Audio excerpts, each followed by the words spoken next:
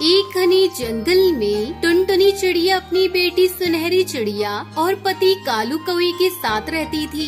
सुनहरी की शादी होने वाली थी। पूरा परिवार बहुत ही खुश था। इस बार अपनी खेत में बहुत ही अच्छी अंडे की फसल हुई है। इस बार अंडे बेचकर अच्छी खासी रकम आ जाएगी। फिर हम अपनी बेटिया की शादी धूमधाम से करेंगे। इस तरह कई दिन बीत जाते हैं। एक दिन अचानक शहर के जंगलों में पानी भर जाता है। चारों तरफ अफरा तफरी मच जाती है। तब तक आप लोग हमारे इस वीडियो को लाइक और अगर आपने हमारे चैनल को सब्सक्राइब नहीं किया है तो जल्दी से सब्सक्राइब कर लें और कमेंट सेक्शन में जरूर बताएं कि आपको हमारी ये कहानी कैसी लगी। सुनो सुनो सारे जंगल के पक्षियों, ध्यान से सुनो।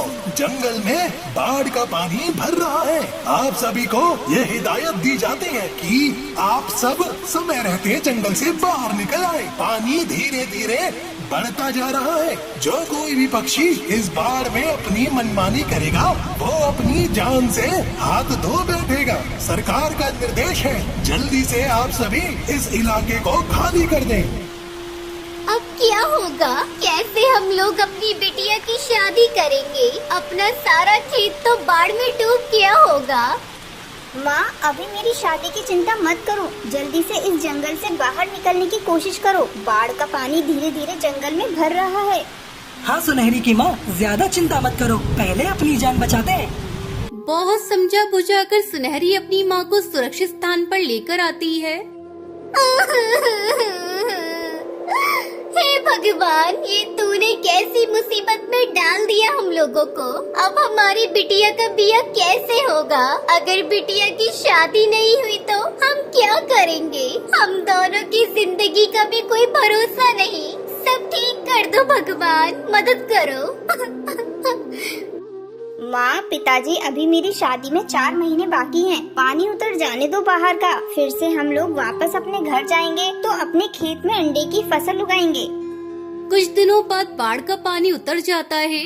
सभी पक्षी अपने अपने घरों को लौट आते हैं। सुनिए जी, मैं और सुनहरी घर की सफाई कर रहे हैं। तब तक आप बाजार से जाकर अंडे के बीज खरीद कर ले आइए। हाँ हाँ टुनटुनी, मैं अभी जाकर बाजार से अंडे के बीज खरीद कर ले आता हूँ। फिर हम दोनों अपने खेत में अंडे के बीज डाल देंगे। कालू कौवा अंडे के बीज लेने बाजार चला जाता है। अरे बंटी भाई, मुझे अंडे के बीज दे दो। मुझे अपनी बेटी की शादी करनी है। बस अब अंडे की दोबारा खेती हो जाए तो सारी समस्या दूर हो जाए। कालू भाई, मुझे माफ करना, लेकिन इस बार मैं आपको अंडे के बीज नहीं दे पाऊंगा क्योंकि तेज बारिश की वजह से अंडे के बीज मेरे पास नहीं आ पाए। कालू कौवा पूरे जंगल में अंडों के बीज ढूंढता है, लेकिन उसे कहीं भी अंडे के बीज नहीं मिलते। थक हार कर वो अपने घर वापस चला आता है और टुनटुनी को सारी बात बताता है। मैं कहती थी न सुनहरी के पापा, बाढ़ की वजह से हमारी फसल खराब न हो जाए। अब हम बेटिया की शादी कैसे करेंगे? अब तो 4 महीने ही बचे हैं शादी के। माँ, आप चिंता मत करो, हम कोई न कोई रास्ता निकाल लेंगे। माँ, क्यों न हम शहर के जंगल जाकर अंडे के बीजों को ढूंढें? तो ठीक कहती है बेटा, कल हम शहर के जंगल जाकर बीजों को ढूंढते हैं। अगले दिन दोनों माँ बेटी बीज की तलाश में शहर के जंगल निकल जाती हैं। तभी रास्ते में उन्हें अंडे का जादुई पेड़ दिखाई देता है। सुनहरी देख बेटा, अंडे का कितना बड़ा पेड़ है। क्यों न हम इसी पेड़ से इसके बीज मांग ले। आप सही कहती हैं माँ, हम इनसे थोड़े से बीज ले लेते हैं। टुनटुनी चिड़िया सुनहरी चिड़िया अंडे के पेड़ के पास जाती है और उससे कहती है, ए अंडे के पेड़, हमें अपनी थोड़ी सी बीज दे दे। मुझे अपनी बिटिया की शादी करनी है। अच्छा, तुम्हें मेरे बीज चाहिए? उसके लिए तुम्हें एक काम करना होगा। कैसा काम? तुम्हें मेरी डाल पर लटके सारे अंडों को तोड़ना होगा। अगर तुम ये कर सकती हो तो बीज ले लेना।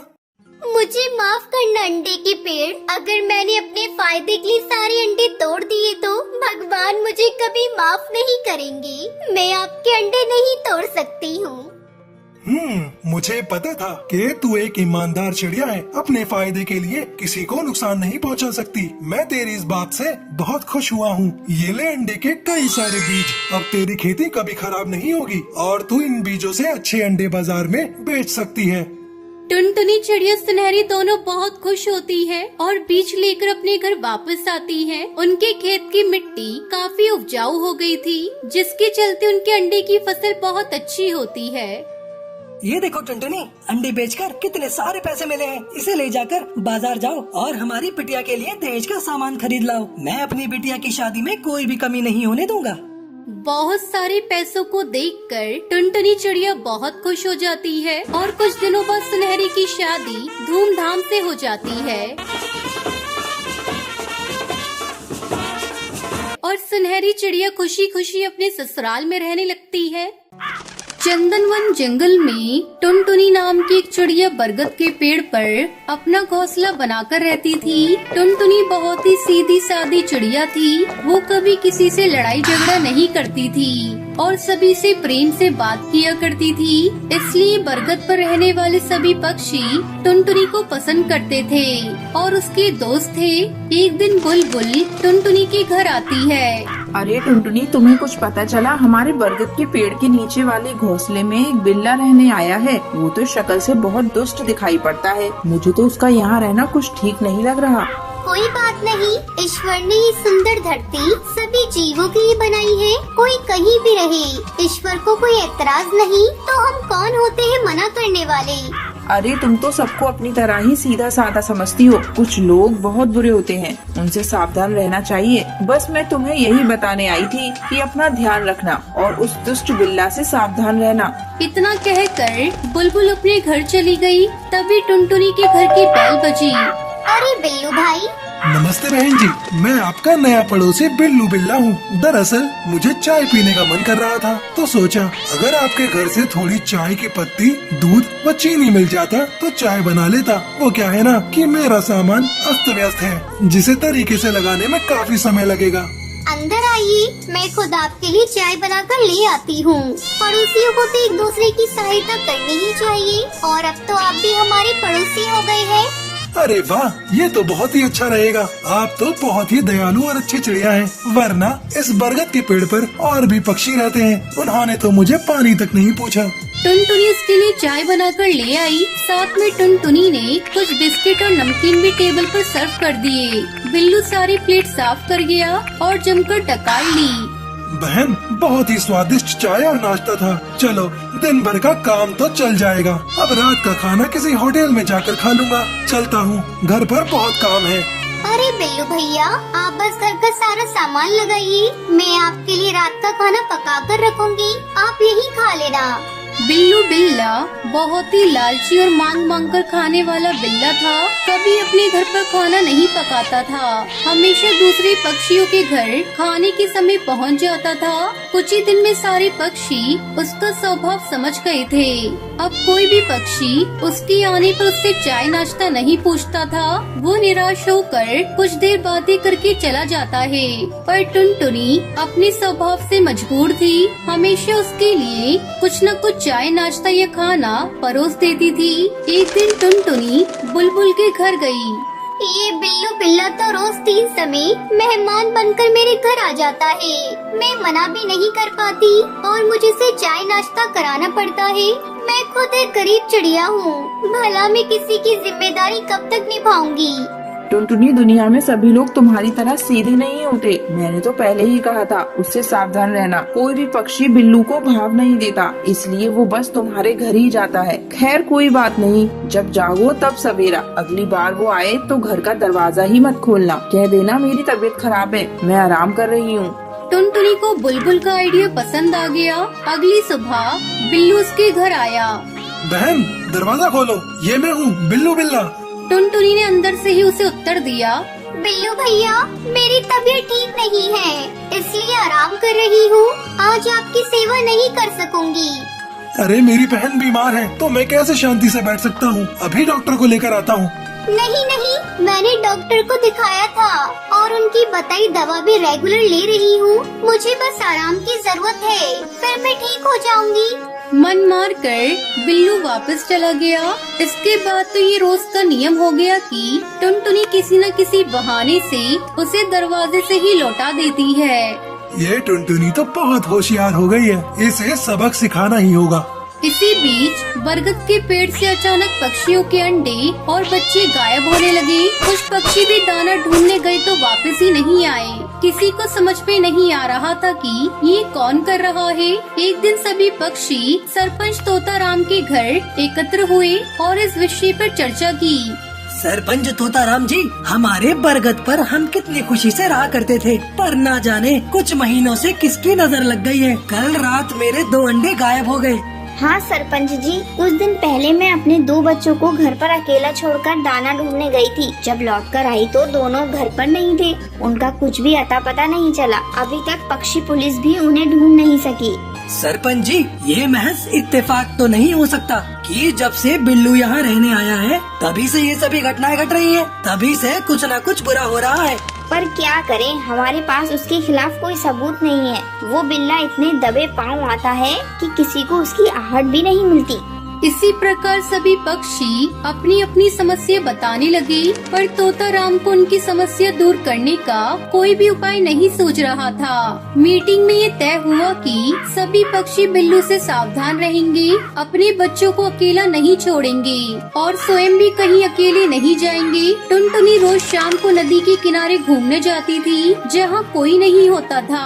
सरपंच की चेतावनी को नजरअंदाज करके टुनटुनी उस शाम भी नदी के तट पर घूमने चली गई। उसी समय बिल्लू बिल्ला भी वहाँ पहुँच गया। अरे बिल्लू भैया, आज तुम भी नदी तट पर टहलने आए हो? मैं टहलने नहीं बल्कि खाना खाने आया हूँ। खाना? और यहाँ आपके खाने के लिए क्या है? टुनटुनी बहन, यही तो मेरे खाने के लिए सबसे टेस्टी चीज मौजूद है। एक नर्म मुलायम और टेस्टी चिड़िया। मैंने तुम्हारी इतनी आवभगत की और तुम मुझे ही खा जाना चाहते हो? पर पिछले कई महीनों से तुमने मुझे कुछ भी खाने को नहीं दिया, इसलिए मैं तुम्हें ही खाकर पेट भरूंगा। सारे पक्षी सच कह रहे थे कि बरगद के सभी पक्षियों के घरों से उनके अंडे और बच्चे चुराने वाले चोर तुम ही हो। हाँ टुनटुनी, इन सब का कारण हो तुम। अगर मुझे रोज खाना पकाकर खिलाती रहती तो मैं किसी को भी नहीं मारता, पर तुम्हारे ही कारण सभी पक्षियों को अंडे और बच्चों से हाथ धोने पड़े। अब तुम्हारी बारी है। ये सुनकर तो टुनटुनी के पैरों तले जमीन ही खिसक गई। अब वो सोचने लगी कि इस मुसीबत से कैसे छुटकारा पाया जाए। देखो बिल्लू, अगर तुम मुझे जाने दो तो अब मैं रोज तीनों टाइम तुम्हें स्वादिष्ट भोजन पकाकर खिलाया करूँगी। बल्कि हम सभी पक्षी मिलकर तीनों समय तुम्हारी दावत कर दिया करेंगे। मैं खुद सबसे बात करके उन्हें मना लूँगी। अब बहुत देर हो गई टुनटुनी, मैं इतना भूखा हूँ कि और इंतजार नहीं कर सकता।